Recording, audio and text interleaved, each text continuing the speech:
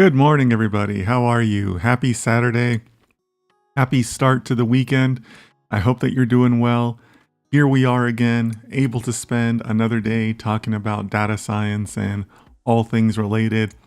I've really enjoyed the last couple of streams we've had because people have been giving different thoughts and perspectives, and we've covered a variety of different topics. So really looking forward to more of that today. So I hope that you're ready. I hope that you're well. I hope that you're safe. And let's just get going. For those of you that are new, that's totally okay. I get a lot of new people joining at all times. You are not alone. So the way I like to run my streams is I always start off with the global roll call. That's where we invite you to let us know your city, state, province, country, all that good stuff. Let us know where you're from, where you're checking in from. It's a nice, simple way for everyone to participate in the chat, be part of the chat. Also keeps things very professional. I think it's very important for you to practice introducing yourself, communicating in a professional way. So that's why I ask people to do that. And then from there, I sometimes will give an opening note. I'll just give you a general thought of things that I'm thinking about. Maybe give you some things to think about also. And then finally, after that, we just do questions. We have open discussion, open conversation, whatever you guys want to talk about. If you want to ask about, an article you read or some technology items or something about your job or your career, that's what we're here for, right? I love taking on all comers. I love hearing what you guys are thinking about, and I'm open to it.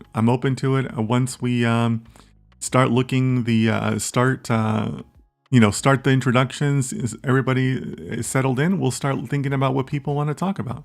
Okay? So go ahead and start filling up my chat. Again, please let me know your city, state, province, country, and we'll see after that. So for today's opening note, I just wanted to share a variety of different things that are coming up or different things that are kind of, on my horizon.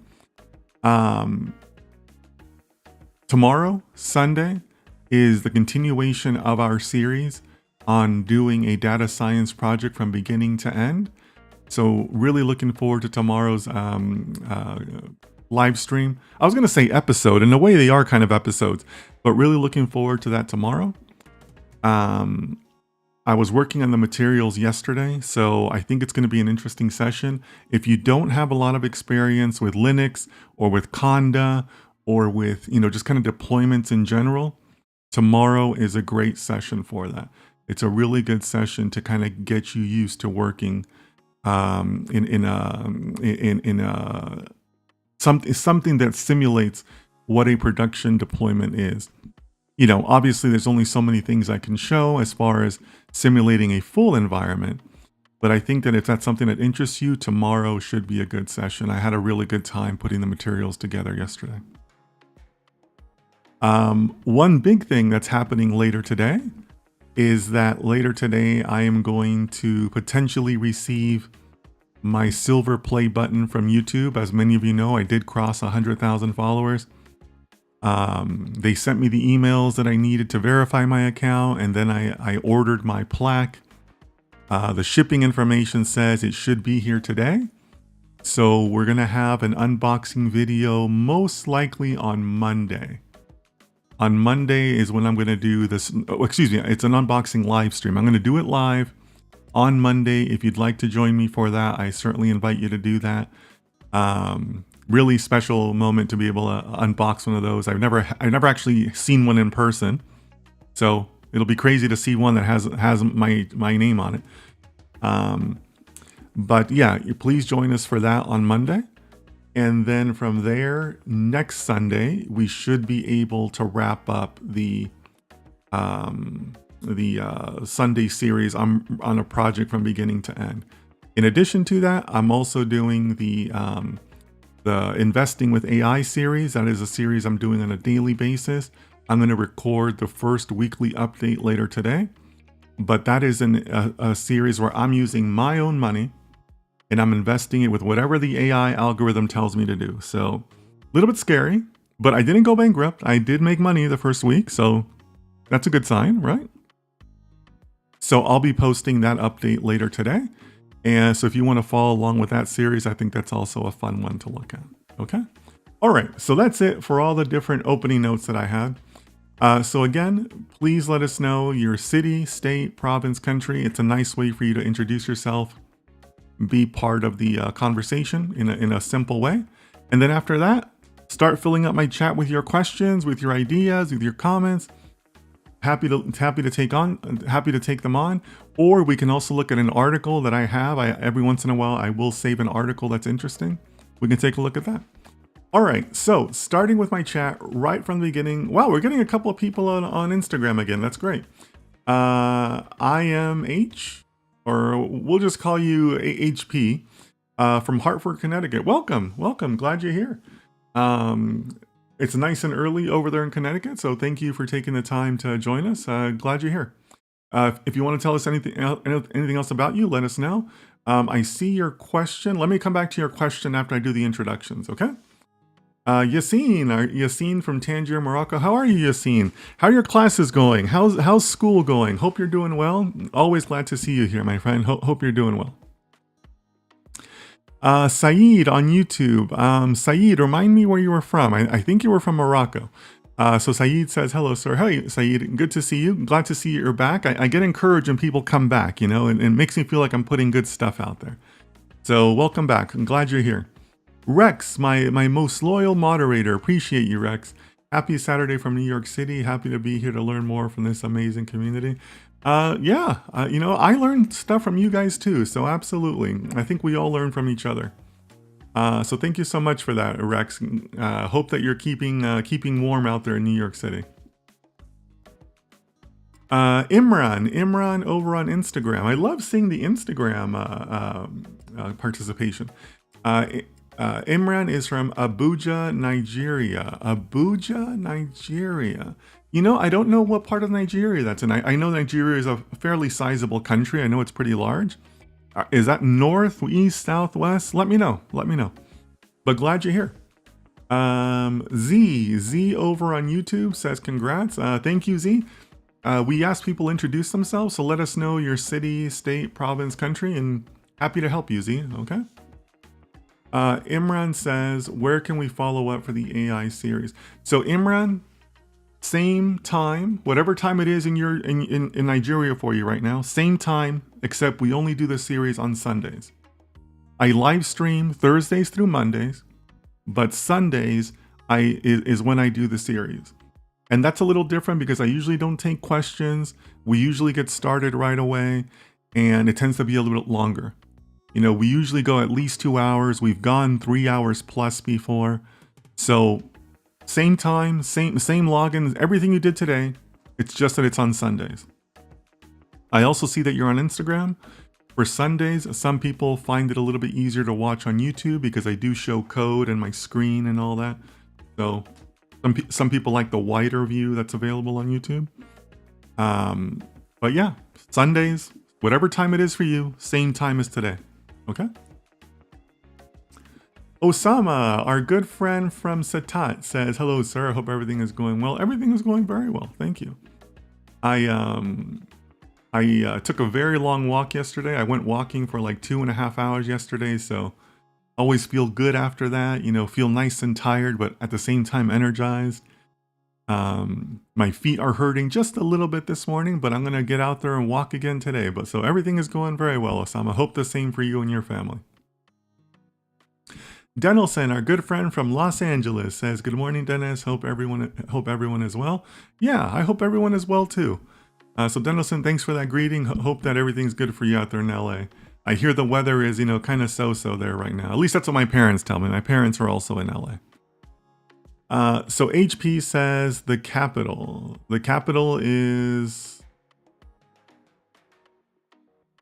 from Hartford? Is that what you're saying? Hartford is the capital of Connecticut? Okay, cool. Thanks, HP. I'm going to come back to your question. I haven't forgotten. Messy Spaghetti. What a great name.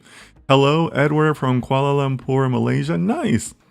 Been following your content for some time, liking it so far. Oh, thank you so much.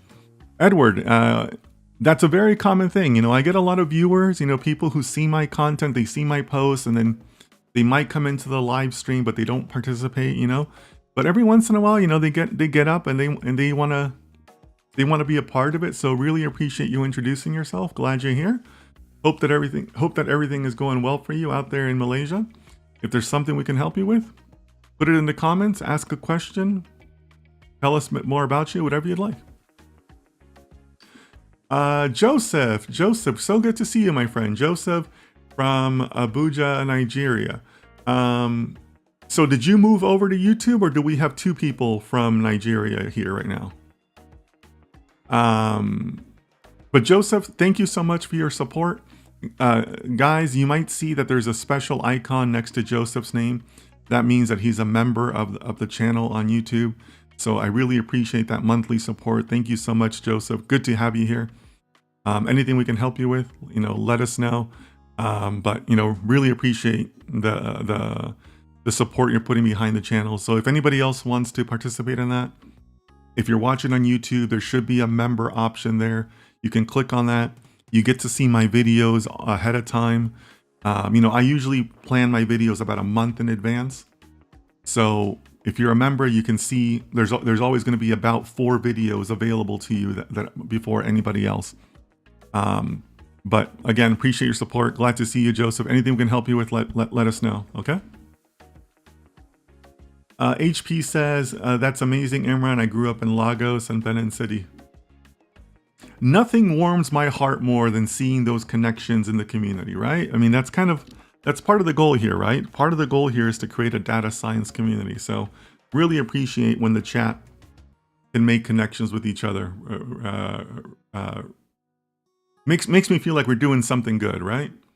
Okay, guys. So again, if you'd like to introduce yourself, let us know your city, state, province, country. Happy to have people who are willing to step out and say, hi, this is who I am. And as I said, it's really good for you to practice that. Being able to introduce yourself properly, carry yourself properly is very important in data science, right? Because not everybody's going to believe your results. Not everybody loves algorithms. So how you present your results, how you present yourself, very important in data science. Leo, our good friend Leo says, good morning, everyone. Hey, Leo, how are you? Hope you're doing well out there in New York City. Hope your weekend's going well. Much love from the heart of Wall Street. Leo, I know you told me that you're in Fiddy, but you never actually said what part of it. And Fiddy can still be a big area. So I'm wondering if you are actually close to Wall Street. But good to see you, Leo. Hope you're doing well. This is Omer from Toronto over on Instagram. Nice. I hope I'm pronouncing that right. Is it Omer or Omar? I think it's Omer. But thanks so much for introducing yourself. I'm pretty sure this is your first time here, so welcome. Anything we can help you with, let us know. You can put the questions in the comment. But wow, we're getting a couple of new people today. This is great. My accounts are consistently growing, so it's nice to see people that are willing to take that extra step and introduce yourself. So thank you so much. Omer says, nice to see you. I've been following you since you started. Wow. Thank you so much. That's a while now. That was 6-7 months now. What is it? May, June, July, August, September, October, November, December. Wow. December will be 8 months. At the end of December will be 8 months. Wow. That's crazy. So thank you so much for being one of my early viewers. Let's see. I think I skipped one over. Hello, sir. My name is Cade. Is it Cade or Khalid? I think it's Khalid. You wrote Cade, but your username says Khalid. Hello, sir. My name is Khalid, and I'm from Morocco. Nice. Welcome. Lots of viewers from Morocco, but let us know what part. Morocco is a big country, right? You gotta let us know the city. Is it Agape? Hi, I'm Agape from Lagos, Nigeria. Welcome, Agape. Nice to see you. Glad you're here. Anything we can help you with, let us know. Really appreciate you stepping up and introducing yourself. I'm getting some double postings on Instagram, and that's okay. Omer says, I joined the video for the first time. Your content was great and I got hooked. Okay, well, you could be hooked on a lot worse things than data science content, so I'll accept that. Omer says you pronounced it right. All right, good. I hate mispronouncing people's names. I think it's kind of rude. I don't like it when people mispronounce my names.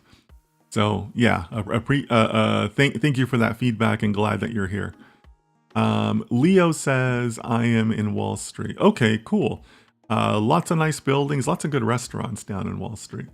So glad that you're here, Leo. Hopefully you're keeping warm out there, just like Rex out there in New York City. All right, did I get everyone's introductions? I believe that I did. Yeah. So welcome to all of the new people. I love seeing people stepping up and introducing themselves. So now that we've done our introductions and the opening note, you're welcome to put in questions in the chat. This is when I'm willing to take on any concerns or any thoughts you have.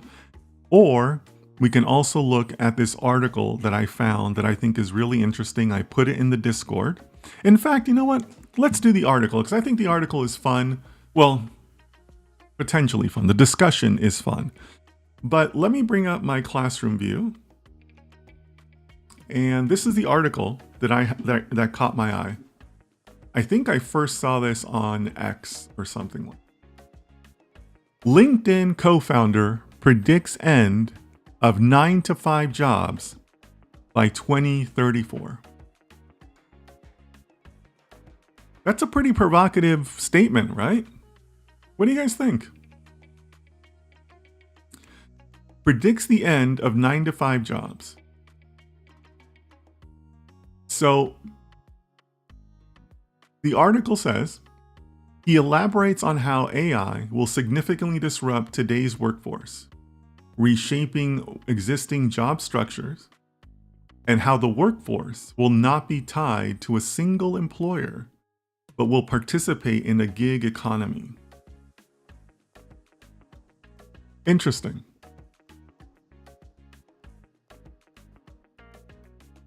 The new technologies have always posed to how we understand the ever-evolving concept of work.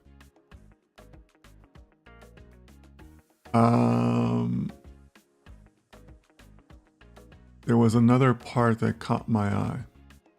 The comments he has made regarding how traditional jobs may soon become redundant are thus important.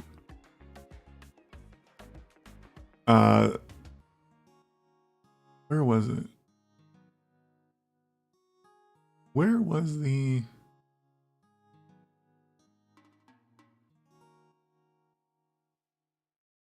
There was one more item that I thought was interesting.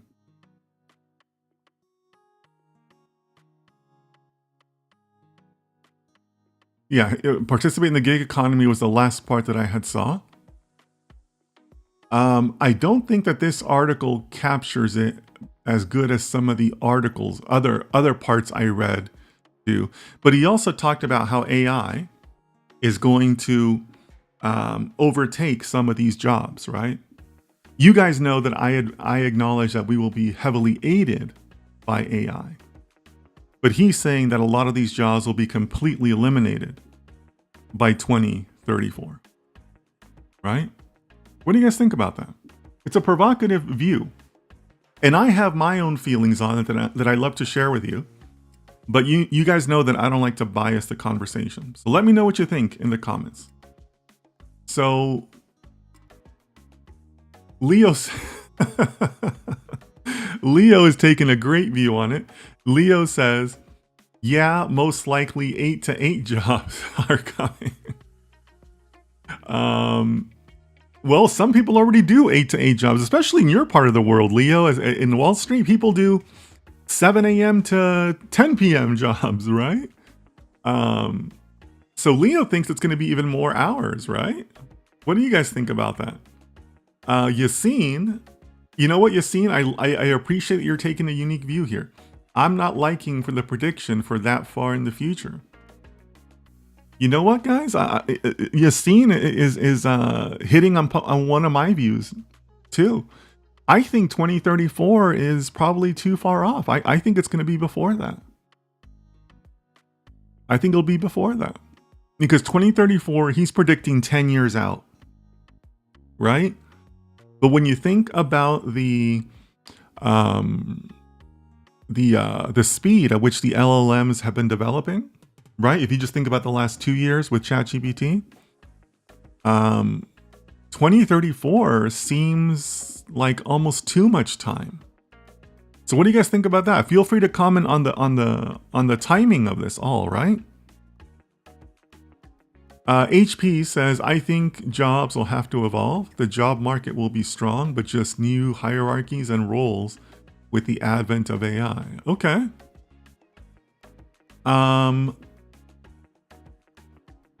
That is interesting. What are some of those new hierarchies you see, HP? Because he's implying that it's going to be the gig economy. I realize that the gig economy might mean different things in different countries and different areas of countries, but generally speaking, in the U.S., it basically means that you're an independent employee, right? Or rather, you're not an employee. You're like an independent contractor, and that can give people some flexibility, but at the same time, it makes you responsible for your own healthcare, for your own benefits, for your own taxes and things like that. So there's pros and cons to doing that, right? Is that the type of hierarchy that you mean? You know, some people view that as a positive. Some people can view that as a negative, right? A lot of people like working for big companies because they like the benefits, the retirement plans, the health plans, things along those lines. You know, that's one of my challenges, you know, for me doing this, doing content creation, that I'm responsible for my own benefits, my own retirement, my own health plan. That's not always, you know, an easy thing to deal with, right? So what do you guys think about that?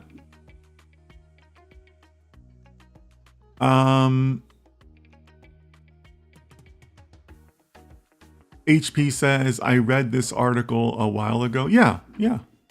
I mean, the article is definitely from a couple of months back, but it's still interesting data, right? I'm surprised that this didn't get more attention, because I think it's an alarming headline to talk about this, right? Denelson asks, even hard labor jobs like construction. So Denelson, that's a good question. I think that some of those jobs, the more manual jobs, will probably be around a lot longer, right? They will be a lot more available than maybe like white collar jobs or more office oriented jobs, right? Is that a good thing? Is that a bad thing?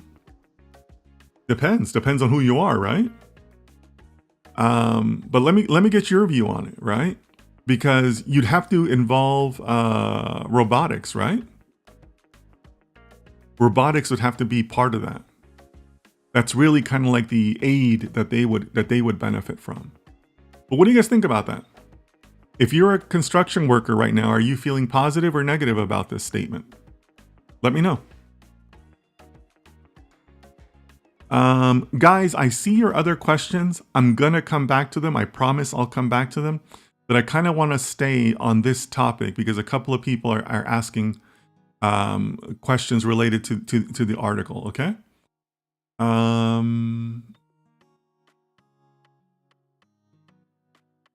So Omer says, I think the next 5 years, a lot would have changed. Yeah, Omer, I agree with that. 5 years seems like a more reasonable, I don't know if reasonable is the right word there, reasonable timeline. 10 years is a little long, right? But yeah, I think in 5 years, even in 2 or 3 years, it's going to be a completely different landscape. 5 years, forget about it. 10 years, it's going to be night and day, right? But yeah, I mean, Who else mentioned times? I think it was Yassine that mentioned times, right? So Yassine, what do you think about 5 years? Some people might say 5 years is too long also, right? That's possible. HP says yes, because now people don't want pure coding knowledge, but what specialization other than coding, AI, and ML do you have? Business, right?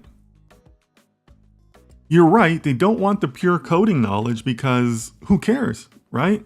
You have an employee that can write any code that you need, right? Any coding task is available to you, right? Coding is no longer an issue. So the difference, HP, will be your creativity in business, understanding business, right? That's what's going to make that difference. Imran says, I'm with HP on this one. Yeah. You know what, guys? If you just want to say, hey, I agree with so-and-so, or yeah, I see it that same way, that's totally good way to participate also. But yeah, Imran, I think HP is on the right track there, right? No coding is necessary. But you will have to shift your focus to more of the business side of things, right? How can you best develop solutions for whatever client or company you're working for? So Leo says, I think it's just a trend. The number one rule of the capital world is production times profit. Or capital world for production is time and profit. Either we're going to have a lot of inflation if people are well paid for working less, or low paid jobs if people having more than one position. Yep. So Leo, that's kind of like one of the big unknowns, right?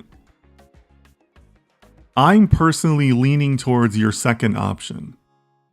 My fear, what my gut is telling me, is that it is going to end up with more people needing more lower paying jobs just to kind of, keep the lifestyle that they're accustomed to, right? I don't think it's going to lead to people being well paid for working less. If anything, they'll be similarly paid, but working more, because the production demands will increase because your employers, your companies will know that you're being aided by AI, and that makes things faster because their competitors will be faster too, right? So I think, Leo, that the second scenario is more likely, that it's going to be one person's going to need 2-3 jobs in order to kind of keep everything together, right? Now, I know that there's people already who work 2-3 jobs, but I'm not talking about, like working in a restaurant or hospitality. I'm talking about like 3 white collar jobs just to kind of keep everything going. So what do you guys think about that? Because I think Leo's bringing up an important point here, right? It could go either way, but I'm really leaning towards the second one that Leo's mentioning here. Yassine says, I don't know the full content of the article, but how relevant are the arguments he used for the prediction? I don't think they are very relevant, because even for experts in AI, it's very hard to make such prediction. Yeah, good question, Yassine. I mean, I like that you're, kind of wanting to take in more information, right? You're aware enough to say, hey, I may not have the full picture here of the article. So good for you, Yassine. But I agree with his fundamental posit that AI is coming. It's going to be significant. It's going to affect people, right? It's going to be something that's, a fundamental change, right? In this article, I think the author talks about it kind of like being a similar change to like the Industrial Revolution or something, right? So I kind of agree with that, right? So Yassine, this is one of those cases where even if the guy is wrong by 10%, it's still a big change, right? Even if he's wrong by 30%, it's still a big change, right? So yeah, I'd like to understand the greater content or context also, but it's still significant no matter what happens, right? I mean, look at us with the Sunday series we've been doing. You've seen, I know you attend just about all of those. We've done a lot of modeling, a lot of examples. Uh, the two series right now are like approaching 50 hours of instruction, and we haven't written any native code ourselves. I mean, that's crazy. That's amazing, right? So I think that his fundamental argument for these predictions is sound. Kind of hard to disagree with him. Omer says, let's not forget that machines have been replacing us and this will continue into the future. Yeah, absolutely, Omer. Absolutely. And I think you said 5 years. I think you were one of the people that said 5 years, which I agree with. I think it's going to be much quicker than 10 years. Much quicker than 10 years. So Leo adds, we know that AI is going to take over some jobs, but also creating new ones that we might not know. Especially the rise of multidisciplinary workforce, not necessarily shrinking the working hours. Yeah. So Leo, when you say multidisciplinary workforce, I'm assuming that that still would follow like a gig economy approach, right? And yeah, I could see that happening, but I'm not sure I see that as a net positive. Like, I don't see that as a net positive, right? But maybe I'm wrong. You know, I'm open to being wrong on that. Let me know what you guys think about the gig economy or being a gig worker. Maybe some of you have experience being a gig worker. It feels like you're letting the companies off the hook, right? Because companies usually provide vacation time and your retirement and your health care, right? Making people do that independently, I don't see that as a net positive. So let me know. Or it's possible you also meant something else, but I don't think that shifting more people into a gig economy model is a positive thing. But you guys let me know. I'm open to being wrong on that. Omer says, I agree 2 years in short term are trivial. Yeah, there's going to be a lot of changes in 2 years, right? A lot of changes in 2 years. Leo says, I meant the relationship between production time and profit. Yeah, I get you, Leo. Thank you for that. Okay, so I was asking about, I was asking for feedback on Leo's view about, are we just going to be doing, are we going to end up with more higher paid workers that are working less? Or are we going to be, kind of like maybe lower paid, but multiple work roles and whatnot? So Amer is saying, yes, sir, I agree. People would be doing more for the same money. I think so too, right? I think I've given this example before, right? But if we view ChatGPT as our employee that does the coding for us, right? Everybody out there now has an individual employee. The deadlines will become faster, right? Maybe your boss previously gave you 4 weeks for a coding task. Now he's only going to give you 2 weeks. Okay, so if your individual timelines are compressed, that means the project timelines are also compressed, right? And if your team produced 4 products a year because of the timelines, well, now maybe you'll be asked to do 7 projects a year, 8 projects a year. Same money, right? Because you're still there 40 hours a week or whatever your work week is. But the pressure to produce things faster will 100% be there, right? Like, that's almost inevitable that that's going to happen. Right? So I agree with that, Omer. And I think that's something that I think a lot of people aren't prepared for that. But yeah, the level of production will definitely increase. And by the way, I'm just using, the example of 4 weeks to 2 weeks as a general number, 50%. I think it could be more than that. What if ChatGPT compressed your timeline to, you know, where you could reduce the timeline by 90%?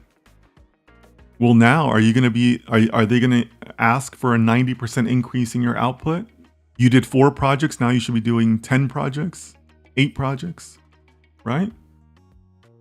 I think, I'm just using 50-50 as an example, but it could be more. Omer says, like, you don't need all the time in the world to write the code. Instead, now it's tweaking it to their liking. Yeah, that's absolutely right. That's absolutely right. When it comes to AI, I greatly value Elon Musk take that AI will take all of our jobs. I think it'll take a lot of our jobs, and it'll certainly aid a lot of the jobs out there. But I don't think it'll completely take all of them. Not all of them. There's still room for data scientists. There's still room for people in different professions. You just have to take a different approach to it, right? You have to take a different view to how you're approaching your work, your industry, your company. HP says, the ChatGPT $200 per month new subscription is proof of this. HP, thank you for bringing that up. I've been meaning to look into that because I did hear the announcement, but I am not 100% clear on what the difference is. I mean, I know I have a subscription. I think it's the $20 a month one, and that fits my needs just fine. But I didn't understand the $200 per month. I haven't looked at it deeply enough. So if somebody wants to give me the cliff notes or the brief notes on that in the comments, let me know. I'm speaking from complete ignorance here, but I'm guessing that the $200 a month is also related to their rollout of generative video, right? Because, that's kind of like the next big thing, obviously, right? I don't think there's a lot of debate around that. Producing generative video is much more intense than generative text. So I'm assuming that's one of their fundamental drivers for why they would introduce that level. But let me know. I'm just guessing. HP says, that's what ethics talks about. AI is meant to be a support tool, not a replacement tool. Yeah, HP. HP, I know this is your first time here, but that's definitely one of the things that we talk about here, about how the jobs are going to be aided by AI, but we're not necessarily going to be replaced by AI. I think it's healthy for us to use AI in our work. It certainly helps us be better, produce a better product. But I'm always careful to say that we will be heavily aided is what I usually say, heavily aided by AI, but not necessarily replaced by AI. All right, so Denelson wants to chime in, and he says, as the technologies emerge and those who enjoy their work start being laid off and replaced by AI and robotics, we'll definitely push back on it. In education, there is never one right way to teach. Yep. I agree with that, Denelson. So, I posted this in the Discord recently because a lot of the, AI leaders or influencers out there are putting out their predictions for 2025, for AI in 2025.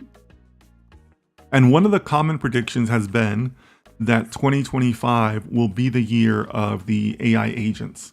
We're going to be seeing a lot more agents out there deployed in 2025. And I think that's a reasonable prediction, right? If anything, it's not a very risky prediction. I think that's basically coming, right? Very little reason to disagree with that.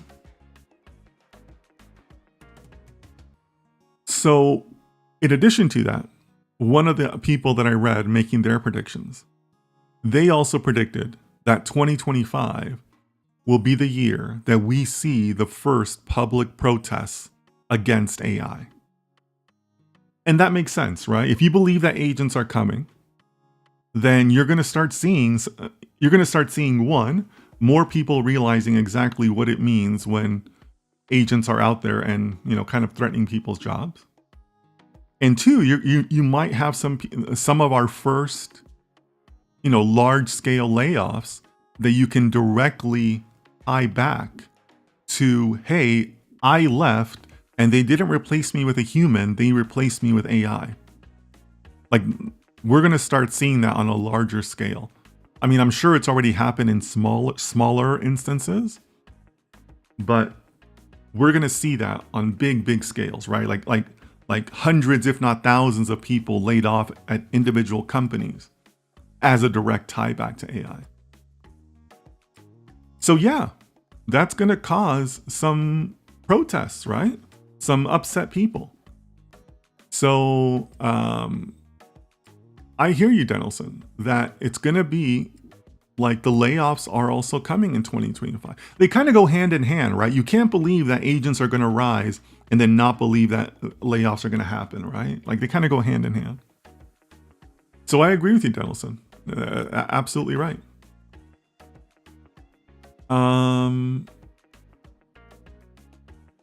Is it Paflon or is it Paflo? Paflo, let us know where you're from. We always ask people to introduce themselves. Let us know your city, state, province, country, okay? Hitarth over on YouTube. We always ask people to introduce themselves. Let us know your city, state, province, and all that stuff, okay? Omer says, agents remind me of the movie Matrix. Yeah, maybe, right? It's a good parallel, right? It's certainly a good parallel. I don't think that agents are going to be so humanized like that, right? Agents are going to be programs, right? They're going to be just automated programs and systems. But yeah, I mean, the Matrix correlation is not a bad one.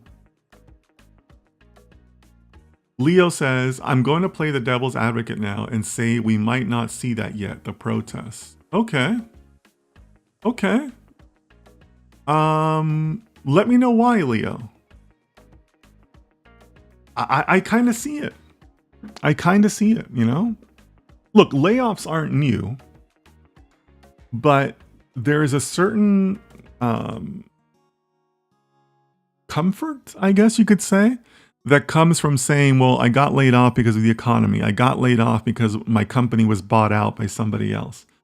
I got laid off because the company went bankrupt. Like there's some comfort in that, right? But now to say I got laid off and I wasn't replaced by a human, I was replaced by an AI program. That's like a whole other ball game, you know? Like you can't expect everyone to be happy about that.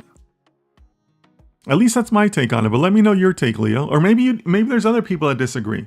Do you think that agents is going to lead to protests? Do you think there's going to be an anti-AI sentiment and protest growing in 2025? What do you guys think? I see it. I see the correlation. I think they're correlated events, right? Okay, so Hitar says it's HP from Insta. I switched to YouTube. Thank you, Hitar. Appreciate that. Okay, so Hitar says ChatGPT's new $200 monthly subscription are those using generative AI model for more technical work. People will find the O1 Pro mode the most useful for hard math, science, or programming problems. Oh, interesting.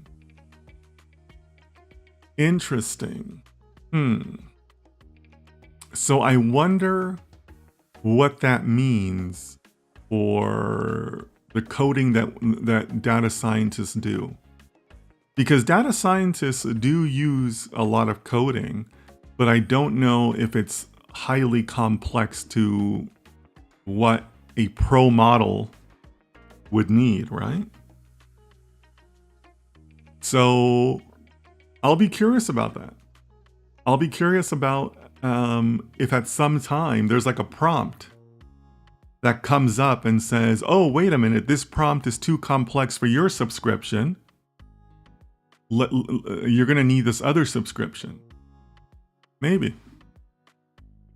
Leo says, does it allow to add users? I don't know, Leo. Leo says, let me check. Let us know what you find out, Leo.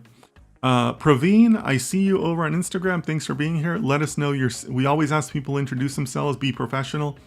So let us know your city, state, province, country, okay? Paflo says, I'm from Panama, province of Los Santos. Nice, welcome.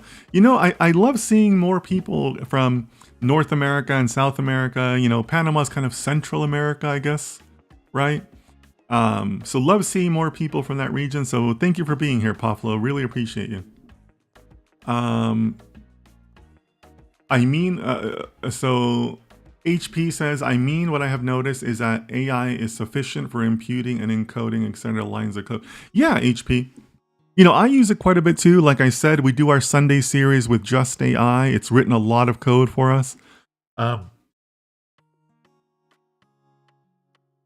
We've never really come across that type of problem.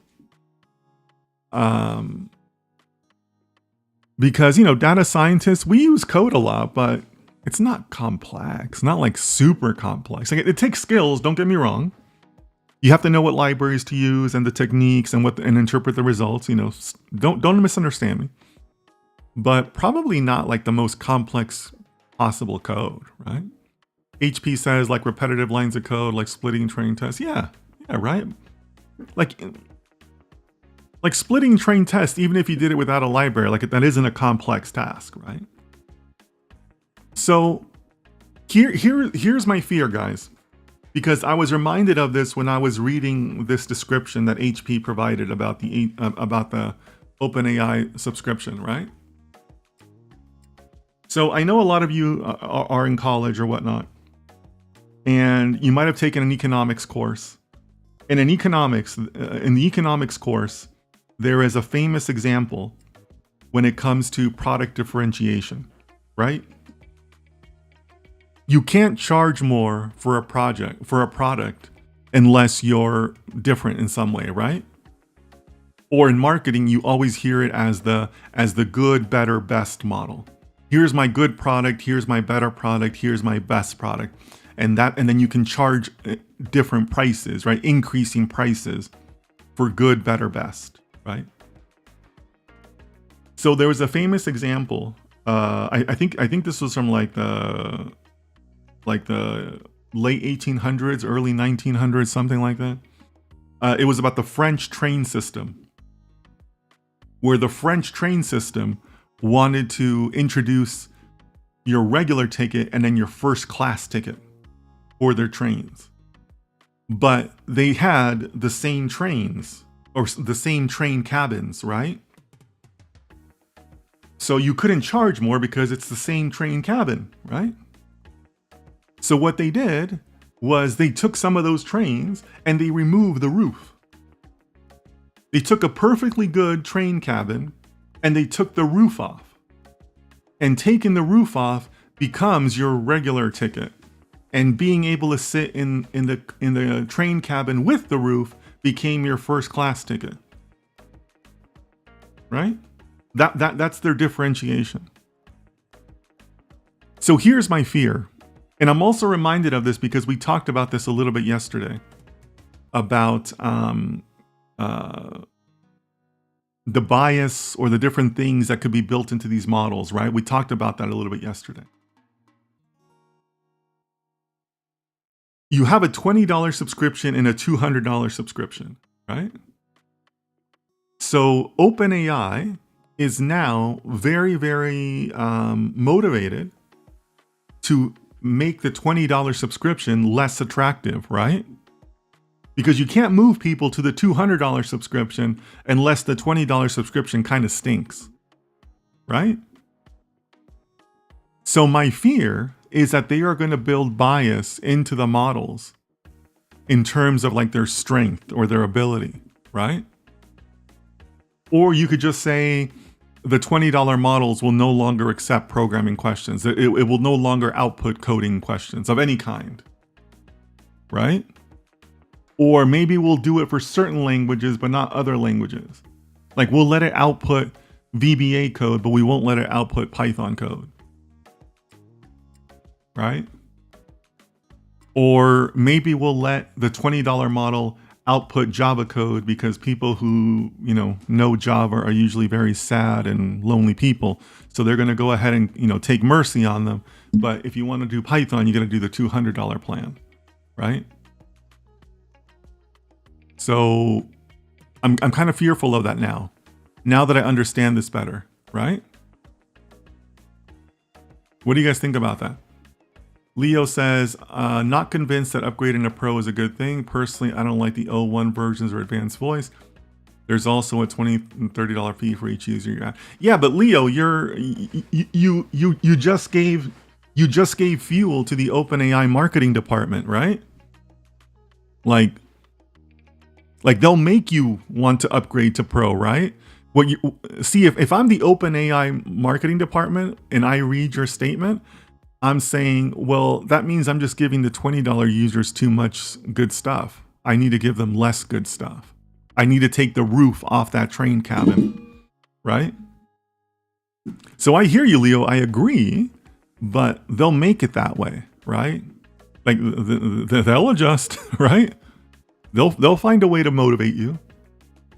So I'm kind of fearful of that now, because remember, I fully acknowledge that I'm sharing my own bias here, but most Silicon Valley startups, most tech companies are run by sociopaths, right? And this is how they put these products together.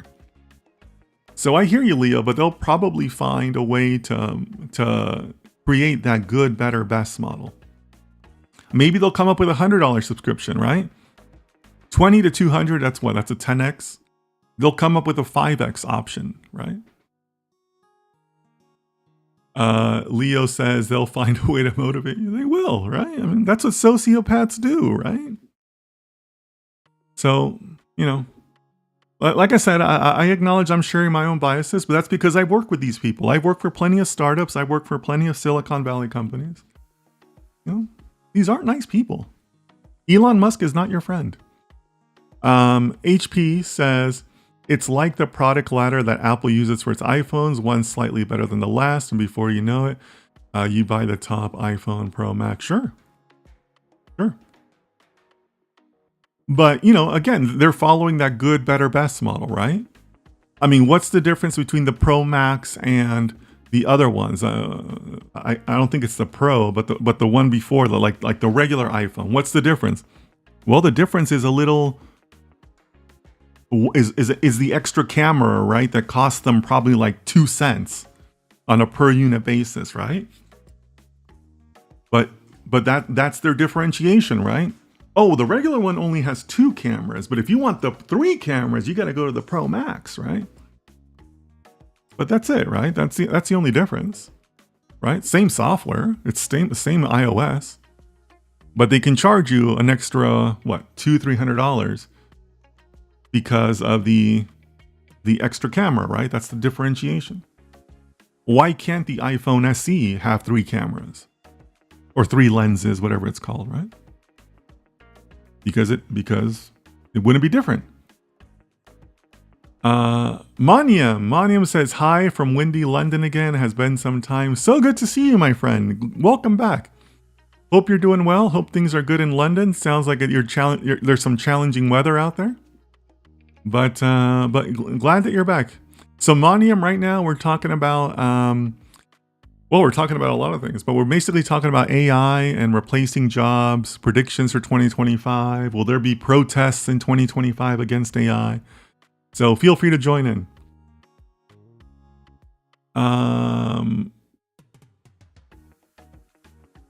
Hey Sanjeev, I see you over on Instagram. Welcome. Please let us know your city, state, province, country. We always ask people to introduce themselves, okay? Leo says, but I have a question. Elon wants to stop OpenAI advancements or profitability. Could that be something that can affect us? Ooh, that's a good question, Leo. And honestly, I haven't thought a lot about that. So I'm not going to claim to be an expert on it. I haven't read the papers or anything. But my understanding is that the fundamental argument that Elon Musk is making is that OpenAI was intended to be a non-profit company, but OpenAI is clearly seeking profits, right?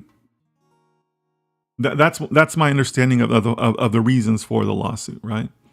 So first of all, let's establish something. Just because a company says they're a non-profit doesn't mean they don't make money. All right. It literally just means that in their charter documents, they're intending to serve another purpose other than the pure seeking of profits. But it doesn't prevent them from making money.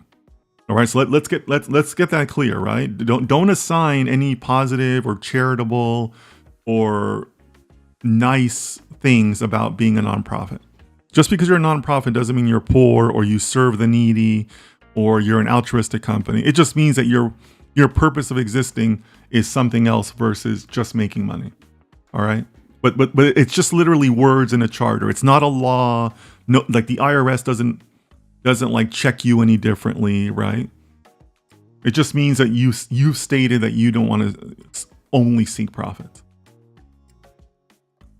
The second thing is, I think this is a lot of smoke and mirrors, right? What does it really mean? It just means they're not paying Elon enough, right? It just means that they haven't come to a financial settlement on the back end. That's all it means, right?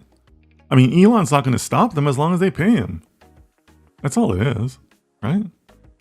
So to me, like, I'll admit I should read up more on those, but from a meta perspective, it just means they haven't come to a financial agreement yet. But they will, Sociopaths find a way to get along with other sociopaths. HP says, Elon has always been a doomsday advocate about AI. A focus on regulation will do more good than removing it altogether. Okay, but regulation by whom?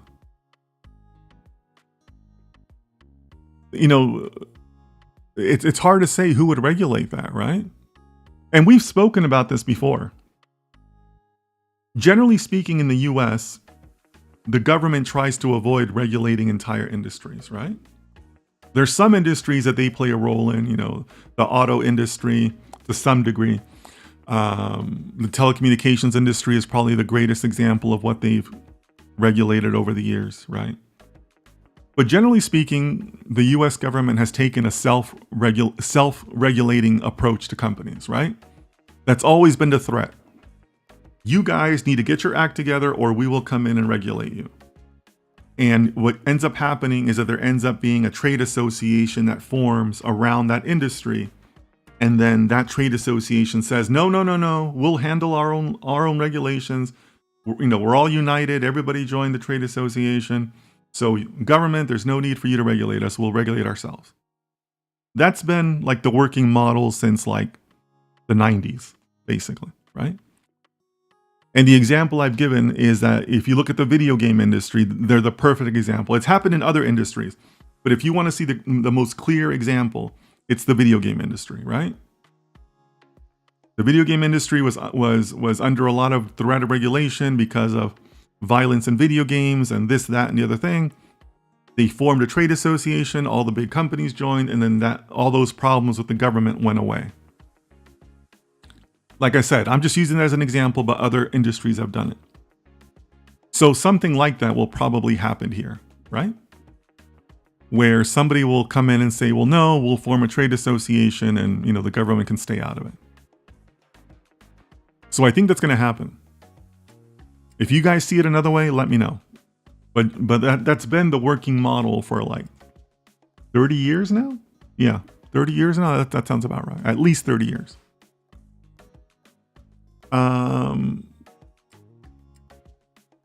Maniam says, I just received your book yesterday, Dennis, and I'm excited. Oh, thank you so much, Maniam. I appreciate that support.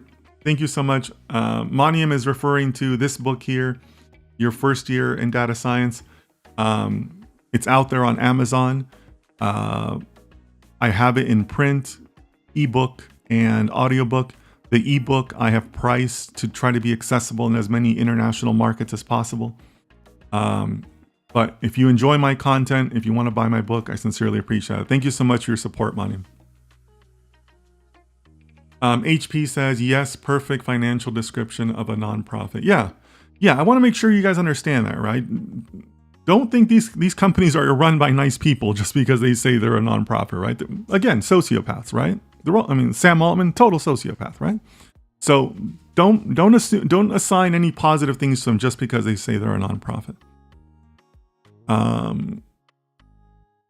Okay, so our new friend Sanjeev on Instagram says, I am from Potsdam, Germany, born in India. Okay, great. Welcome, Sanjeev.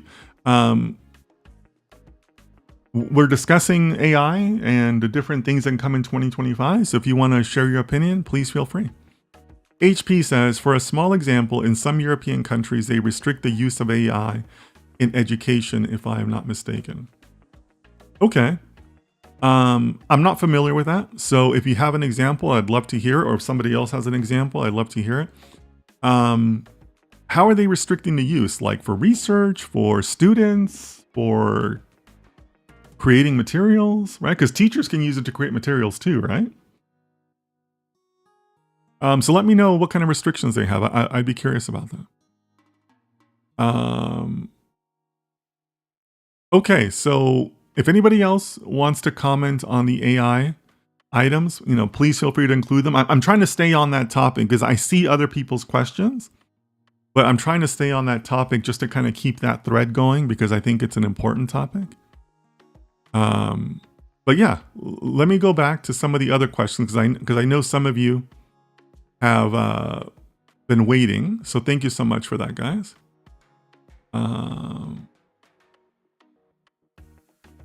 Khalid says, sir, I am the president of a student club in the Faculty of Science and Techniques in Fed City. Can you please do a webinar with our club about machine learning? Sure. I'd consider that. My schedule is a little bit busy for the next couple of weeks, but if you want to send me an email or send me a message on Instagram, I'd be happy to consider it. It probably wouldn't be until the new year, but yeah, sure. I'd be happy to consider that. Let me see some of the other questions.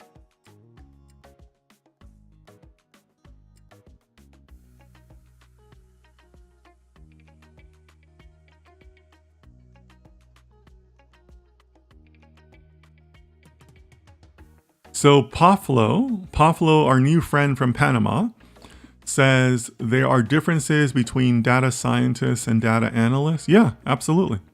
The primary difference is modeling, right?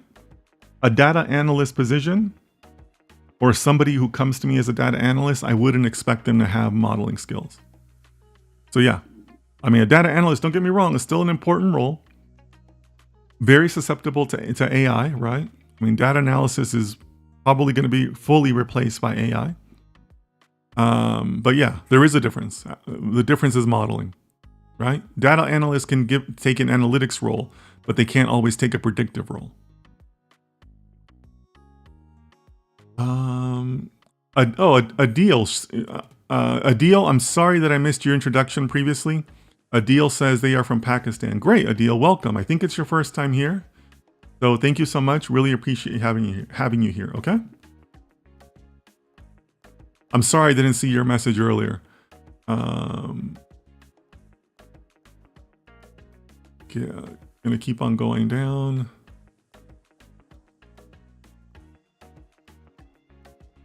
Okay, so Maniam says, what do you think about the statement that 2025 will be the year of AGI? Yeah, Maniam, so I know you joined a little bit late, but yeah, that's basically one of the premises of what we've been talking about, right? That 2025 is lining up to be the year of agents. But will that also lead to human protests?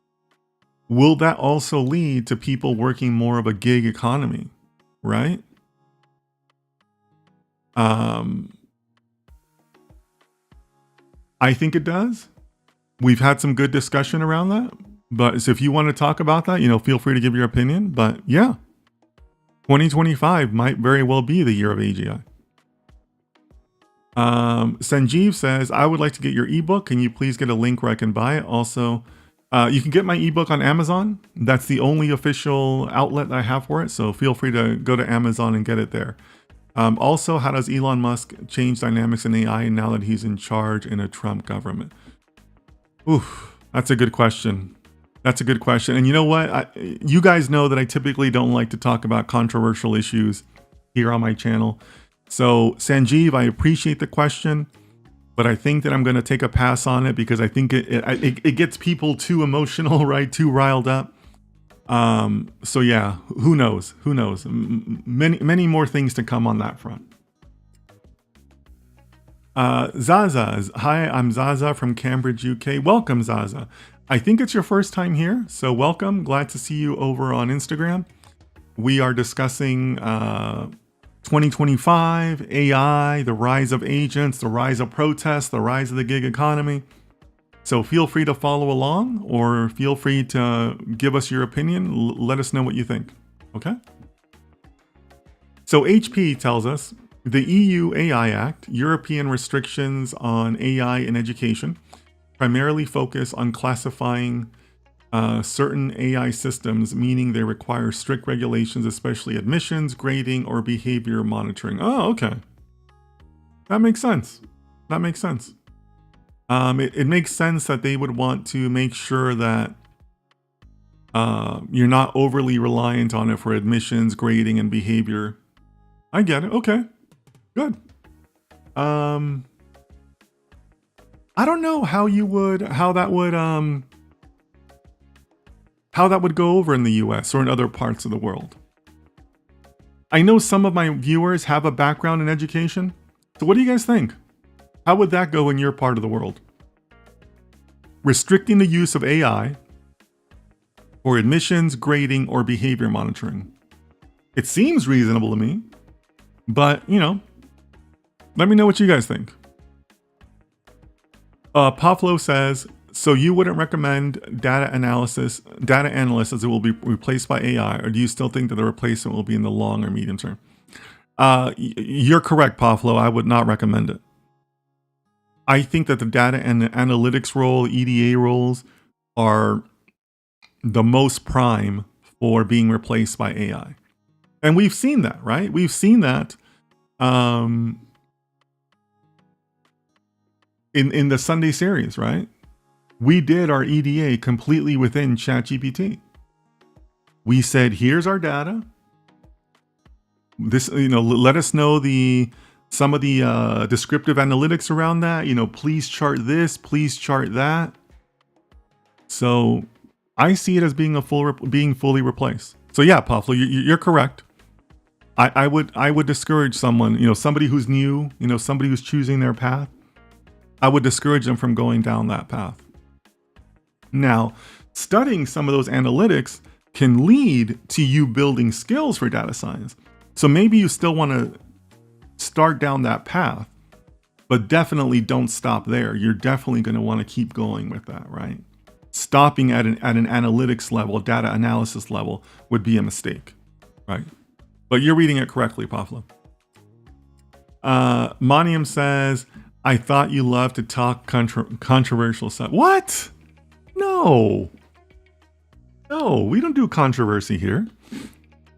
Just because I tell you to, that I don't like Java, don't like PyTorch, people from Colorado, the sociopaths in Silicon Valley, Elon Musk, PhDs,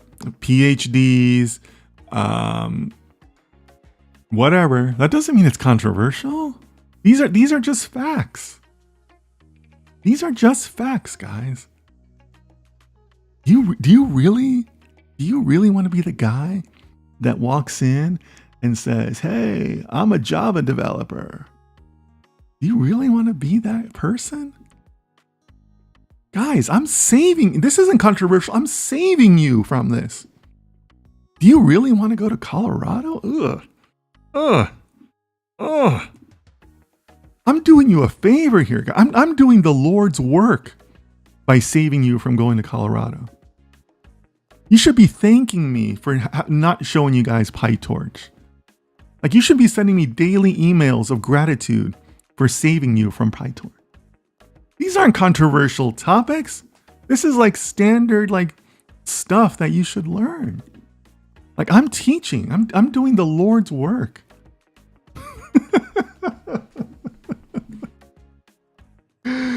Oh. Sir, is it true that only PhDs can be data scientists? No, of course not, Omer. Of course not. Most PhDs are worthless when it comes to being data scientists. Worthless. They're too theoretical. They stink at the keyboard. They can't write code to save their lives. They're terrible in meetings. Like, never have a PhD give a presentation in the meeting. When I'm walking into a meeting with my stakeholders and I got my team with me, I always point to the PhDs and say, don't you talk. You guys don't open your mouth, ever. In fact, go take a coffee break. PhD, no, you do not need a PhD for data science. Those days are long gone. Maybe, I don't know, maybe like 10 years ago you could have said that, right? But no. Not anymore. Leo says, lol, here we go. What do you mean, here we go? What do you mean, here we go? Leo, like, you should be writing this down. This is like my best stuff. Like, Leo, you need to be writing this down. HP says, I was that like almost a decade ago, Java. Yeah, right? Like you don't have to ask, what's that joke about? How do you know that somebody's a Java developer? Because they usually tell you in the first 2 minutes of meeting them, right? Like come on, you don't want to be that Java guy. Ugh.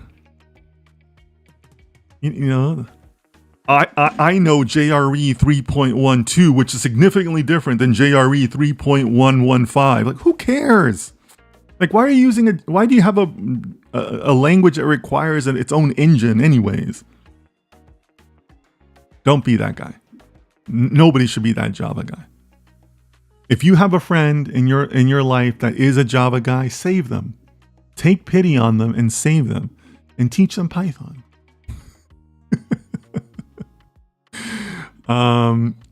Oh gosh, yeah. HP goes on to add, and then I grew up and I was using Eclipse. They all use Eclipse, right? They all use Eclipse, which is just terrible, right? I mean, don't get me wrong. I appreciate Eclipse and the intent behind Eclipse, right? But I mean, yeah. You know, you can sit there in your little cubicle with your Java and your JREs and you know, all that nonsense. Oh, you know what? My last job with IBM, I've been at IBM multiple times. My last job with IBM was as a Java developer, and I promised myself I would never work for them again because Java is just an awful language to work in. I completely hated that. Completely hated it. The job taught me a lot because I did get to work with some of the early versions of Watson. And I've shared that story before where, you know, I knew that I was done as a developer and I was ready to be a data scientist when I sent out my results to my entire IBM team and nobody replied. I got 0 replies, total crickets. But that's when I knew, okay, I need to get out of this Java nonsense and go into data science. So, you know, I'm grateful to IBM, but never working for them again. Too much Java. Omer says, do you provide coaching to get people started in machine learning? Sure. I provide career consultations. You can find the link on my Instagram. I'm happy to sit down with you one-on-one. I provide, you know, personal coaching, counseling.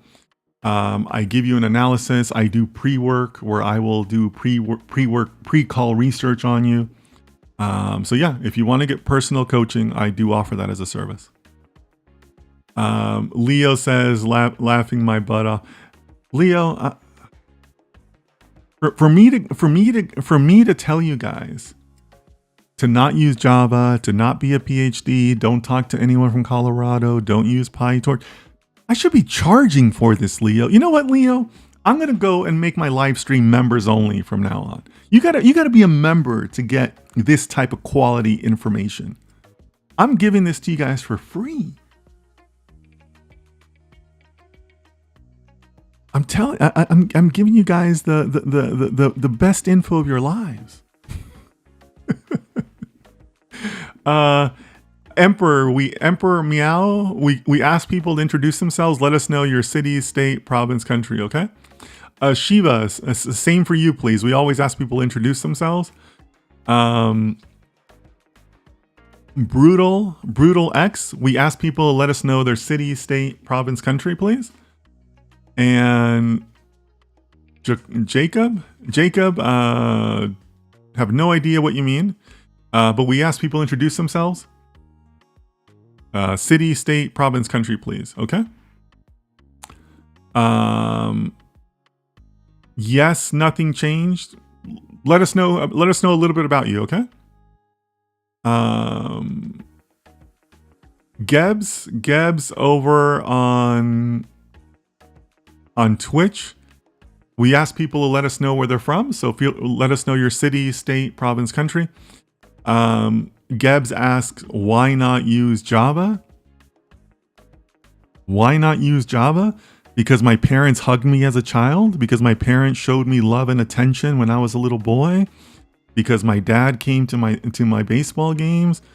Because my parents are still married? Because I have a good relationship with my sister and my loved ones? Because I like working on stuff that doesn't cause me gray hairs? Like, what do you mean why not use Java? Because I'm not a miserable person. That's why. HP says Gebs poking the bear. No. Look, you can't be poked by someone if you don't fear the person holding the stick, right? When I envision a Java developer, it's somebody who wasn't hugged enough as a child, probably has multiple vitamin deficiencies, and they aren't socially aware to realize that Java is dying out, right? So there's nothing to poke there if the bear doesn't fear you, right?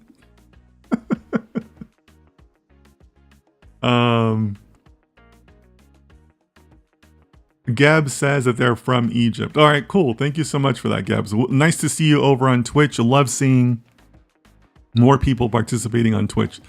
Thanks so much. Modern Java doesn't suck so much. Gebs, if you have to say, if you have to end, look, guys, write this down. Write this down. I'm giving you good life advice here, okay? If you ever have to end a sentence with the words so much, really?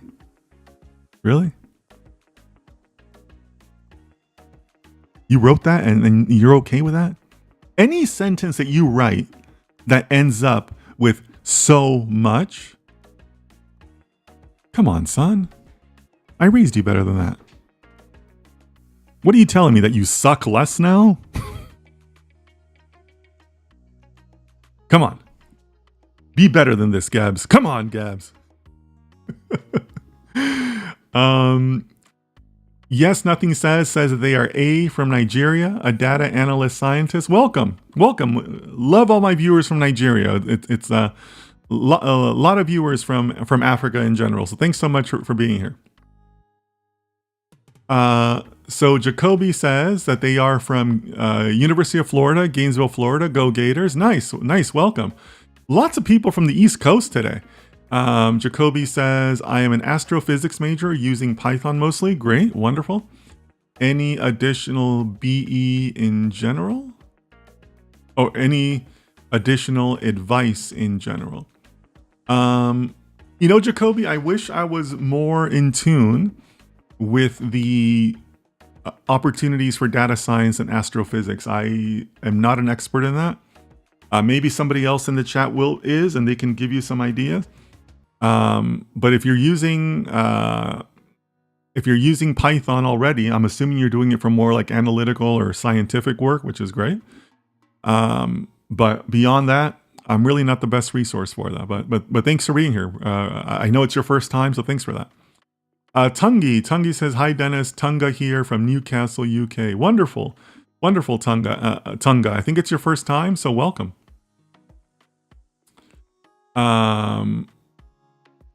Oh my gosh. I'm gonna come back to that other comment. Make sure I didn't miss anything else from people.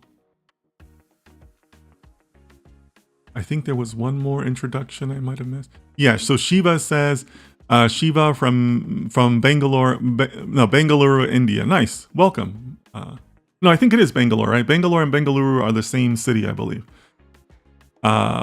Yeah, welcome, Shiva. Nice to see you here. So Shiva had previously asked, is DataCamp a good platform to get started on data science? Sure. I mean, you guys know that I don't recommend any individual products or individual classes. You could probably do a lot worse than something like a DataCamp. But just make sure that whatever you're learning, whoever you're learning it from, you balance it out with your own real world studies. That's the important part, right? You're probably not going to get a job or break into the industry just by following whatever they assign you. You have to do some work on your own, right? To really get going with it. All right. But yeah, you could do a lot worse than that. But the important part is just to get started, whether it's with DataCamp or somebody else, just get started, right? You learn a lot more by doing. Okay, so yes, nothing has changed, or I think they were called A. A says, what can you say on quality control analyst job? It depends on the industry and it depends on the QC, right? What kind of QC are you doing? Like, is it for software? Is it for physical products like manufacturing? Give me more information, right? HP says, yes, my health is considerably better now. Thank you very much. I think everybody's health can improve by leaving Java, right? Let's all come to our senses. Let's all have a moment of clarity and say, why am I doing this to myself? Why do I insist on treating myself so poorly and working in Java? Guys, in life, it's important to recognize when you're on the wrong path. You need to come to your spiritual advisor, your spiritual savior, and say, where did I go wrong in my life? What are the poor life choices that I made that have me working in Java on a daily basis? Who are the people in my life that I have wronged? Did I not donate to charity enough? Was I not kind enough to my dog? Did I not treat people rightly? Why have I been sacrificed to work in Java? Why am I doomed to be working in this awful language? Why? What poor decisions did I make in my life that led me to this moment today? It's important to have that self-reflection, guys. You'll never improve beyond, just crappy Java work unless you take the time to reflect and say, I have been wrong. I have wronged the people in my life. That is why I have been doomed to be working in Java. And it's up to me to pull myself out of this hole of despair, this terrible black abyss that I find myself in, working with jar files all day. Ugh. Why am I such a terrible person that has resulted in my life being like this? I mean, because if you work in Java, you don't have any friends. You don't have any people that love you. You don't have any people advising you, mentoring you, taking you under their wing. What are the poor decisions that you made to put you in that deep hole of despair? So that's really the reflection I'm asking all of you to take. And if you have a friend in your life, a close one that is still in that Java hole of despair, be kind to them. Know that they're going through a massive struggle. Know that they are ignorant to the rest of the world and how the world sees them, right? Because, just like a drug addict thinks they're doing great, right? Hey, I work in Java. I must be doing pretty well. So take pity on those around you that still work in Java. Be kind to them. They're in a hole of despair that I don't wish upon any of you.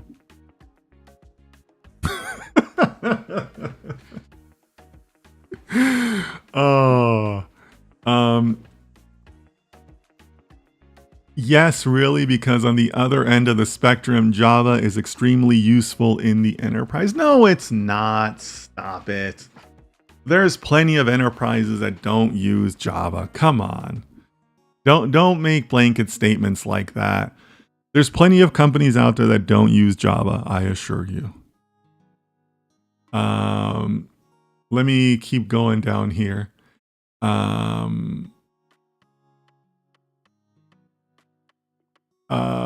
Anthony, again, if you guys see a special icon next to somebody's name, that means that they're a member of the channel. So thank you so much for your support.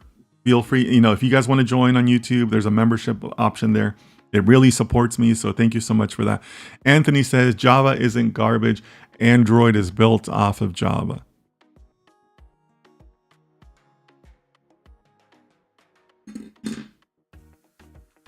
Is anybody excited about using Android? Anthony, I don't think you're helping yourself. I don't think you're helping yourself there. That's not a good thing to say that Android is built on top of Java. You're as one of my friends would say, you're hustling in reverse. you're counter arguing yourself, my friend.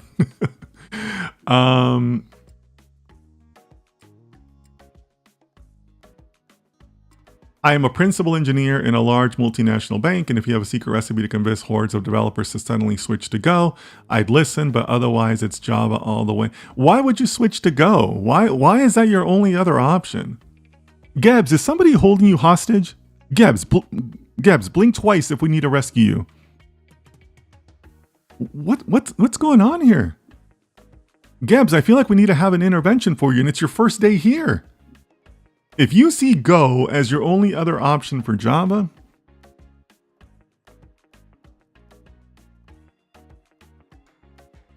you're in pain, Gabs. You're in a lot of pain. Jacoby says, yes, mostly SciPy and NumPy and AstroPy. Not the first time, but just love learning more from you, kind sir. I appreciate that. Thank you, Jacoby. And thanks for being here. Thanks for stepping out and letting us know a little bit more about you. Really appreciate that. Enterprise is all about minimizing the suffering. Okay, fine, but then why are you using Java? Java doesn't minimize the suffering. Java causes the suffering. HP says, I feel personal projects are the best way to land a role. Absolutely. Absolutely. And you'll find that in a lot of my content, right? You're not ready for interviews until you can walk in with 3 completed projects that you did from beginning to end, period. Right? I mean, you can put that on my tombstone. I will believe that until the day I die.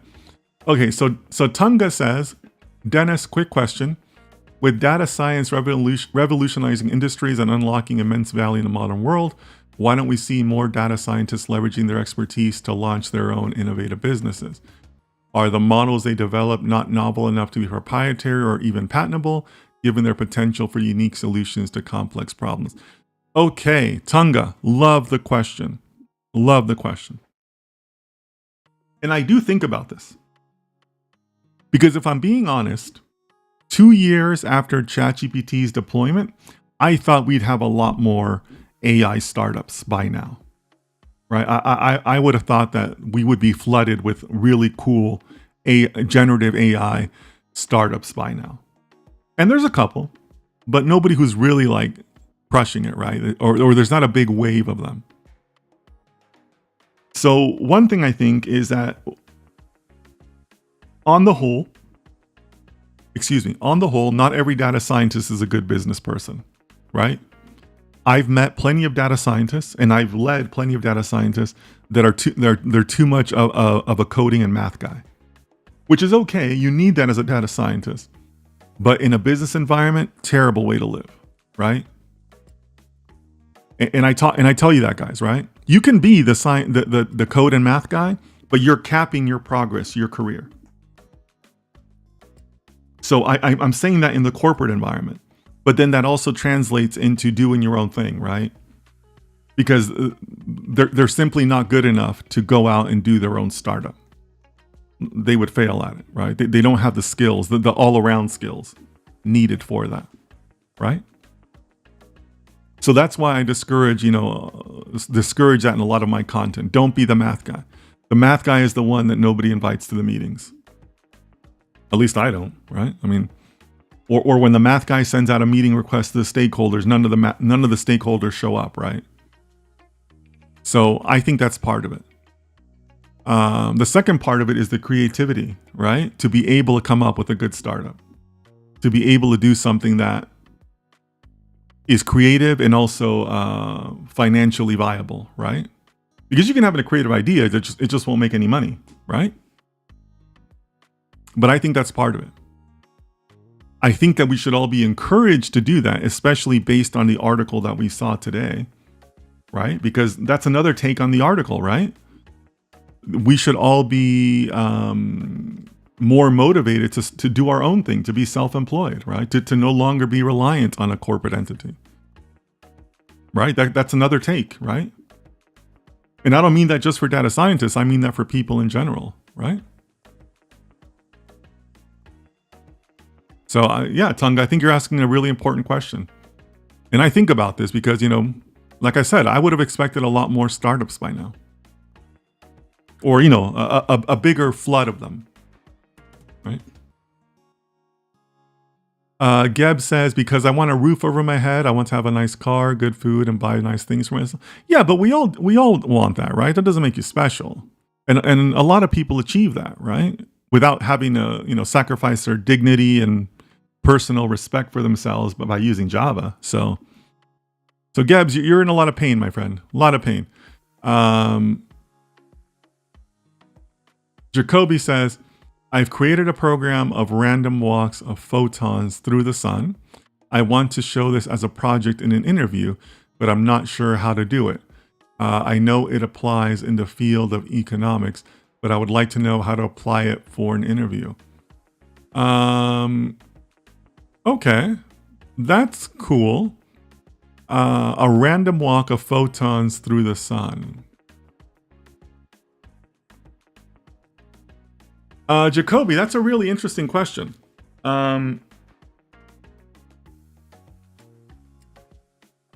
So, Jacoby, I know it's your first time here. So one of the things that I emphasize is if you're going to write something like if you're going to walk into an interview and say, hey, I'd like to talk to you about my project and here's the write-up I did for it. Your conclusions shouldn't be math, code, or modeling. It should be business. What is the business impact of your work? Right? I don't know what it is for this exact scenario. And maybe, it sounds like you have a gut feeling that it applies to economics. So what is the economic argument you can do to show a business impact? And not in theoretics, because a lot of business people also consider economics to be too theoretical. But is there like a real world example that you can tie that back to? Right? I think that would be the key. That, hey, I developed this model, here's the underlying theory behind it, but if you're a business in industry X, here's how you can also use it, and this is the potential impact that it could have on your business. So I think that's like the key that you need to kind of make sure that your delivery carries over, right?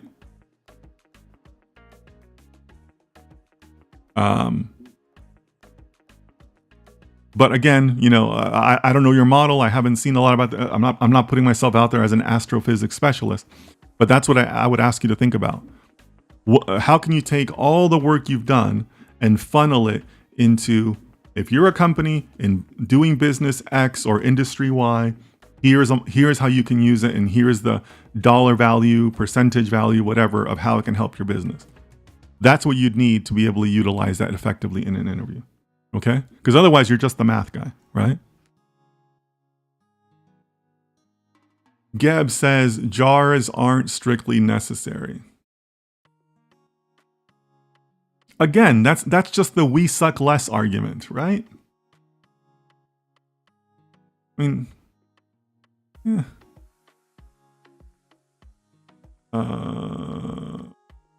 Gab says those plenty of companies don't let you pay your phone bills, have access to online banking, schedule your flights, etc.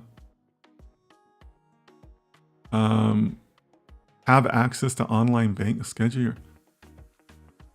I'm sorry, those benefits? Like you say those like it's a good thing. I'm not seeing the differentiation there. Um, yeah, Gabs. I don't see the differentiation there. What's the point you're getting to there? Are you saying you're sacrificing your dignity so that somebody pays your phone bill? Are you an OnlyFans girl? Do you have an OnlyFans to share with us? You're sacrificing your dignity for a phone bill?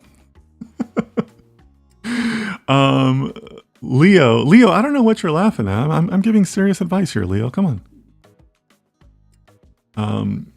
They've improved it with Kotlin. Again, that's the we suck less argument, right? Don't do that to yourselves, guys. That's not a strong argument. Saying that you suck less is not good. Shiva says, why my questions not displaying?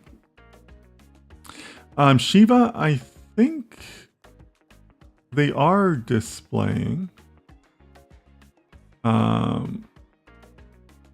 But I don't, Shiva, I might be having problems with Instagram.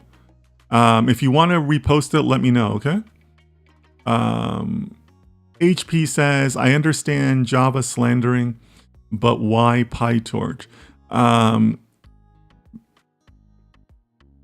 We've done,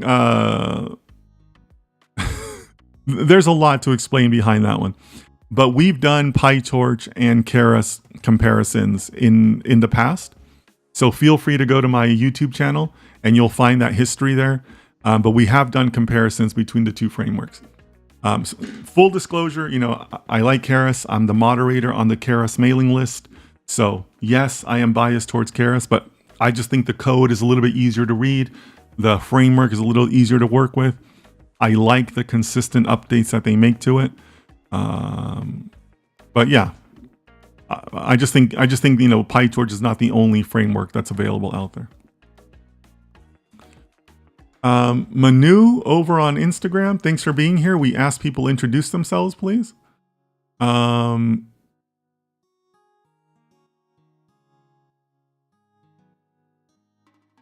boy. Oh, Gabs.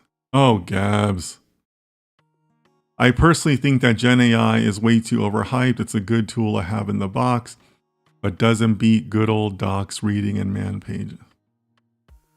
Okay, Gabs, now you're just trolling us. Come on, Gabs, be better than this. Come on. Jacoby says, math guy can lead to good intuition. Maybe they don't know how to explain it, pursue, but over time they should be able to learn how to explain things effectively.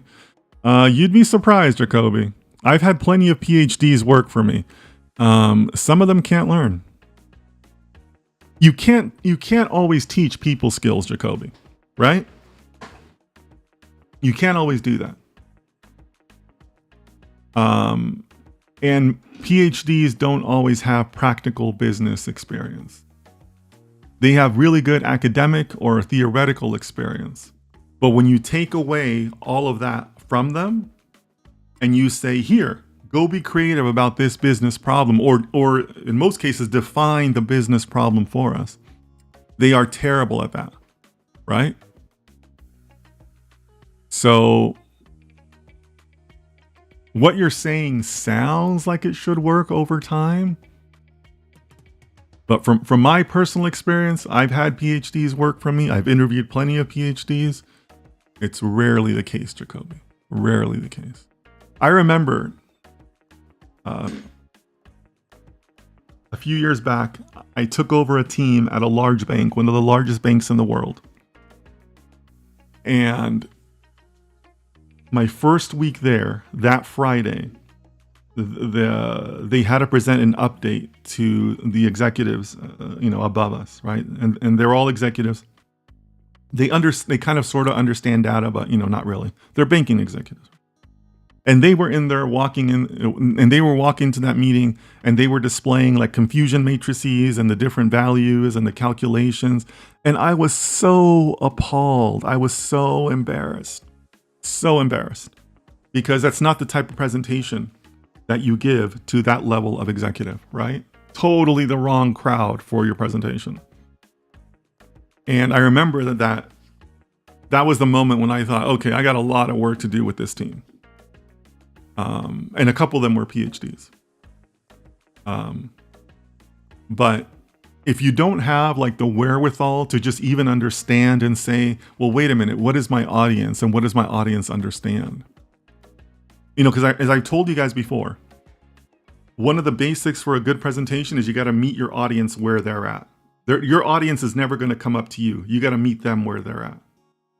So if you don't have like the basic wherewithal to say, okay, well, what's my audience? How much time do I have? What questions are they going to ask me? If you don't have the basic wherewithal to put that together, you're going to suck, period.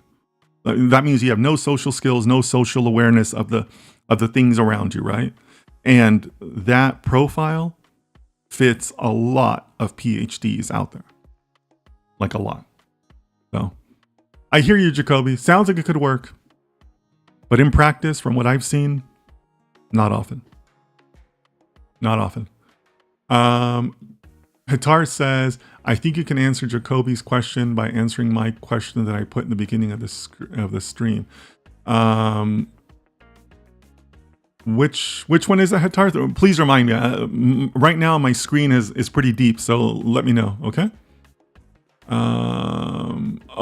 Okay, you did. I am currently using Hamiltonian mechanics to encode financial optimization theory as my project, or portfolio optimization theory. Jacoby is trying to looking into something similar. Okay, yeah, you're right, HP. There are some similarities there, right? The point being, you know, try to find that that conclusion that you can bring to say, and this is what it means for your company. You got to personalize it in that way, right?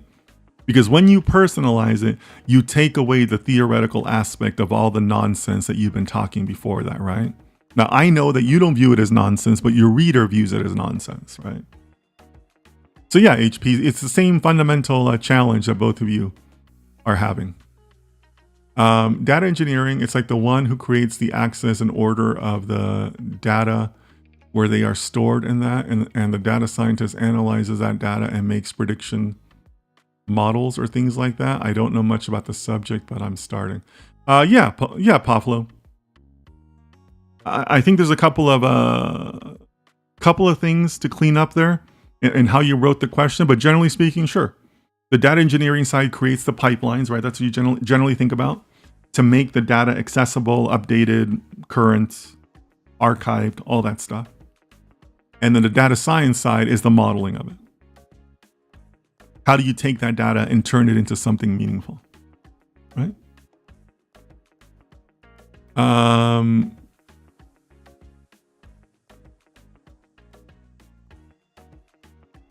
Shiva says,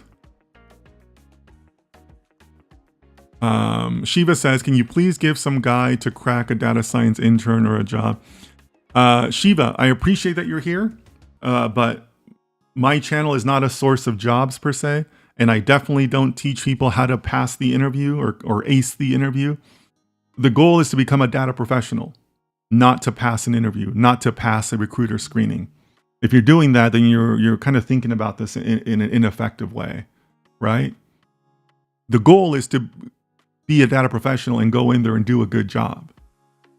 Because what I don't want to happen, and what I see happen, is people focus on the interview, and then it becomes, well, okay, they hire you, but what are you going to do on day one? How's that going to look?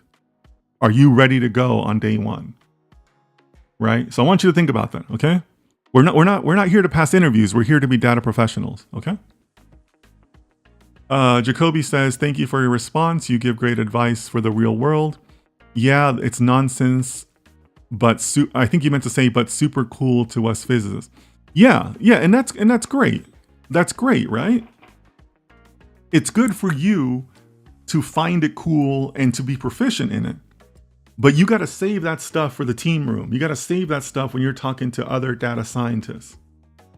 When you're displaying your results to executives, stakeholders, other people, more junior people, whatever the case may be, you got to know your audience. You got to meet your audience where they're at. That's the whole point. Right? The whole point is that you're going to communicate effectively because they understand you, not because you think it's cool or because you want to display a particular formula or white paper that you read or something else, right? Like just because you made something one way doesn't mean that that's how you communicate it, right?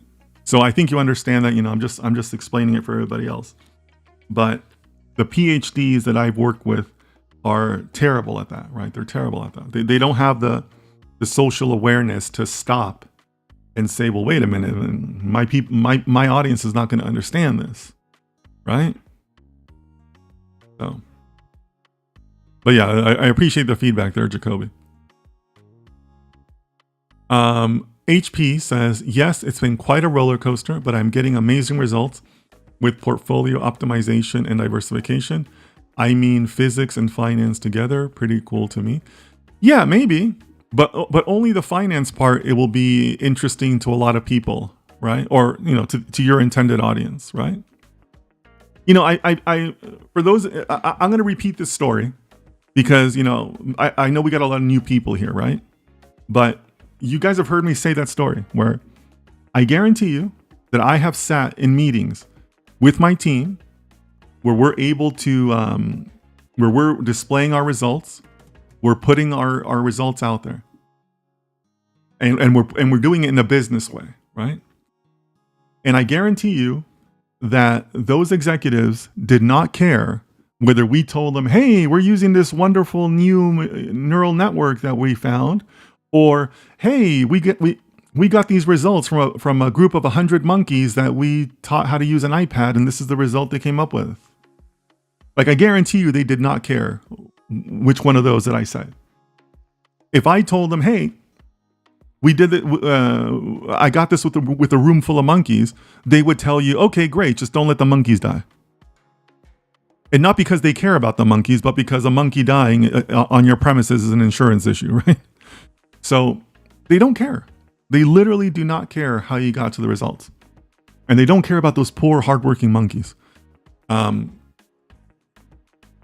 So that's kind of like what you need to think about, right? Like, save all that stuff for the team room and for the internal team discussions. But it's all about the result to them, the financial business impact, right? So think about that. Tonga says, listening to Dennis while practicing linear regression in R. Sorry, not sorry. Feels very bad. Oh, that's hilarious. Tonga, you know me so well. You know me so well. Oh, that's hilarious. That's hilarious. Star Eyes Penguin, so good to see you. How are you, my friend? Glad to see you back over on Instagram. Geb says, talking about machine learning use cases, one of them I built a POC for in 2 weeks. 2 weeks? We're doing it in like 20 minutes on our streams. Look, Gebs, let's save yourself from public embarrassment. Come back on Sundays tomorrow, 1500 GMT. For those of you that are new, on Sundays I have a series. And in that series, we usually do a series on Sunday. It's a little bit longer. It's more of a tutorial, right? And right now we're in the middle of a series of building a project from beginning to end. And with that series and the other series we've done, at this point, I have like 50 hours worth of instruction. We haven't written any code. It's all been ChatGPT, and it's usually 20 to 30 minutes. So 2 weeks for a POC? What, were you taking coffee breaks all the time? Is there a smoking habit we should know about? Why 2 weeks? So, if you want to come see it, Sundays, 1500 GMT, the same time that this stream started, whatever time it is in your part of the world. But come on Sundays, you can see how we do it. We've written quite a bit of code, quite a few projects with zero native code. It's been all AI. So I think it'd be good for you guys to see that.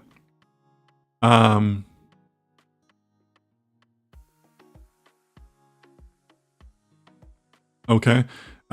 Yes, but they're credit card fraud detection models. Yeah, but everybody has that. Every bank has that. Like, that's not unique. I'm surprised you wouldn't have it already. How are you a multinational bank and you don't already have a credit card fraud, right?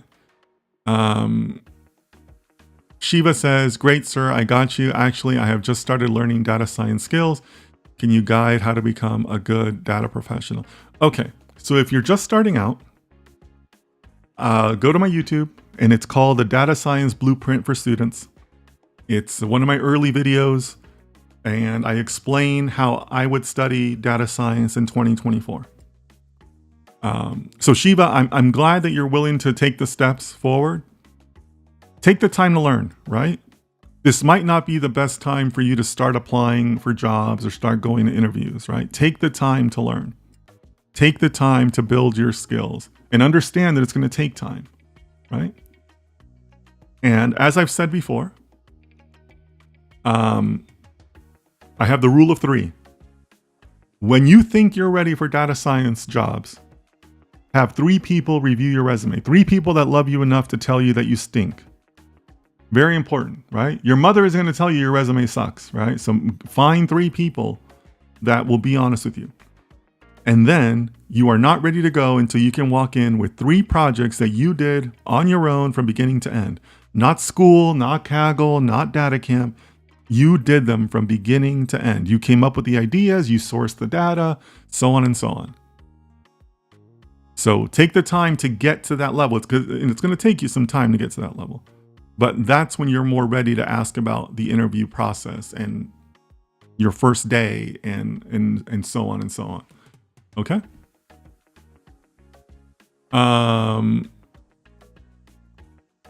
HP says, thank you so much for the stream. I got a rush now. Take care, everyone. I'll try my best to attend the series tomorrow. Also, F. What an exit. What an exit. HP, thanks so much. Appreciate you joining in today. Very dismissive. Gebs, you're not the only one in the chat with banking experience. Some of us have a banking experience too. Penguin says, wait, so CS degrees are going to put the fries in the bag after university? They're already putting fries in the bag, right? I mean, you should be doing that already. I think that the CS degree, well, I've mentioned this before, that I'm not always excited when somebody tells me that they have a CS degree, especially for new hires, right? Especially for new hires. And this is something for you guys to think about. The problem that I see with most CS degrees is, with the exception of like 2, maybe 3 universities out there, every single CS program is the same. They are pumping out the same graduates all across the country, all across the world. That's the problem that you're going to have with a CS degree. For me as a hiring manager, you can't tell them apart. They have very generic skills, right? They've all learned Java. They've all learned their sorting algorithms. They always want to tell you about their 3rd-year capstone project. It's usually a compiler of some kind. They have a couple of database skills, but sort of, kind of, not really. They're all the same, right?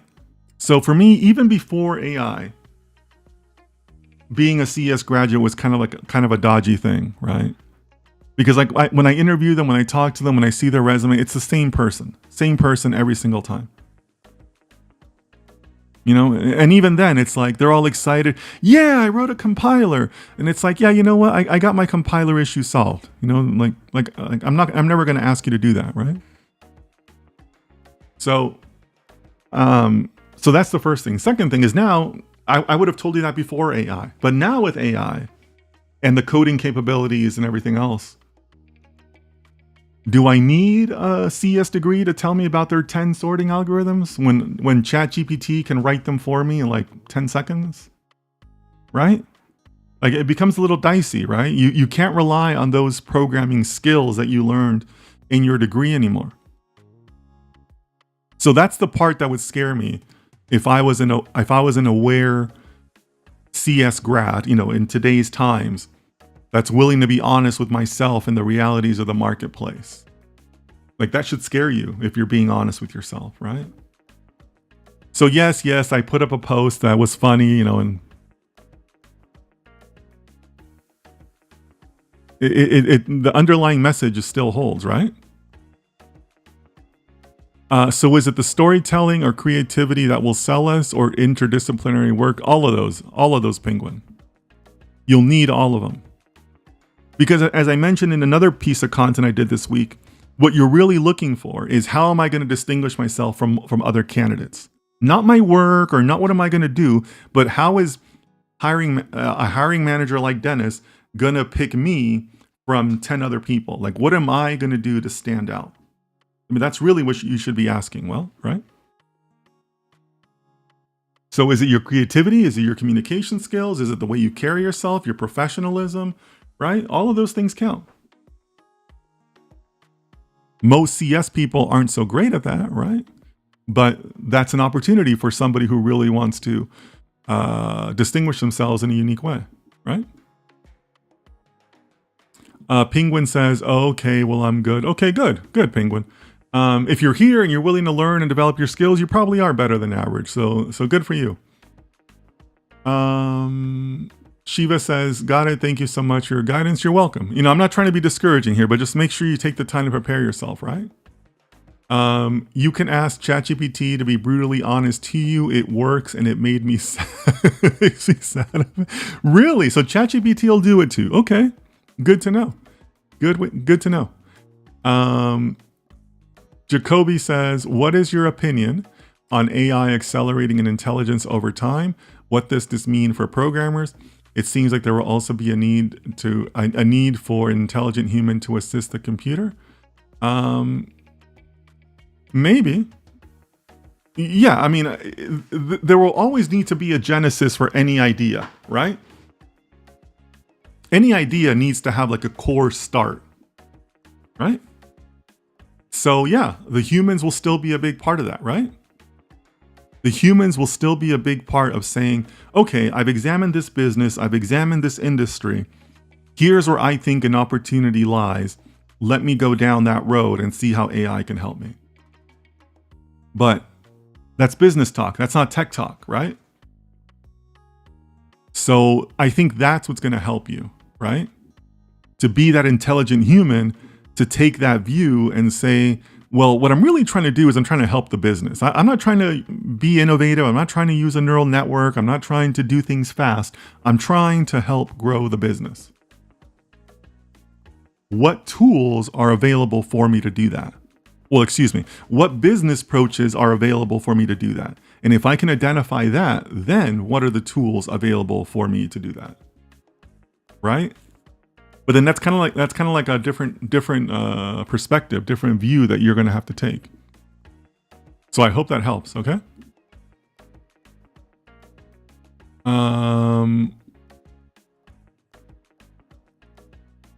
Shiva says, is electrical and electronics engineer can do it, or will it affect on the resume? Shiva, I'm sorry, but I don't know exactly what you mean by that. Like, is that your current field of study? Let me know. Give me some more clarification, please. Okay. Excuse me. UV, we always ask people to introduce themselves, so let us know your city, state, province, okay? Penguin says, the only problem for me is picking one career path. I'm trying to find a balance between all of them to help me. It's hard. Yeah, sure. So Penguin, if you're buying into what I'm saying, make sure you mix in some business classes, because that's going to help you, right? You can always learn tech stuff later, but you can't always learn business later. At least not in an effective way or quick way, right? But that's what I would encourage you to think about, right? Take some business courses. That's going to be a differentiator. That's going to be the starting point for a lot of data science problems in the future. How can I best help the business? Or how can I best help my own business, right? I mean, earlier we were talking about maybe being more self-employed or being more of an independent data scientist. That could be a thing, right?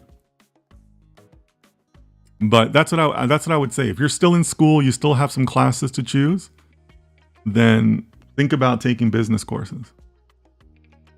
Like, because I say that because, if you guys know my background, that's my background. My undergrad is in international business. It helps that I went to a technical high school, so I already had some programming skills going into college, and then I did programming on my own. I worked for tech companies during my college internships to, kind of help me pay for college and stuff like that, because I paid for a lot of my college. But that was very helpful because I could teach myself the tech side, but like I took a class on international banking that I still use today. I could have never taught myself international banking on my own, right?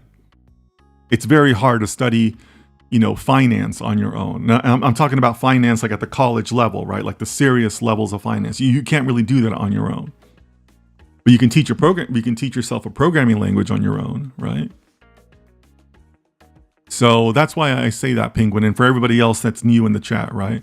Think about that part also, because that can be beneficial.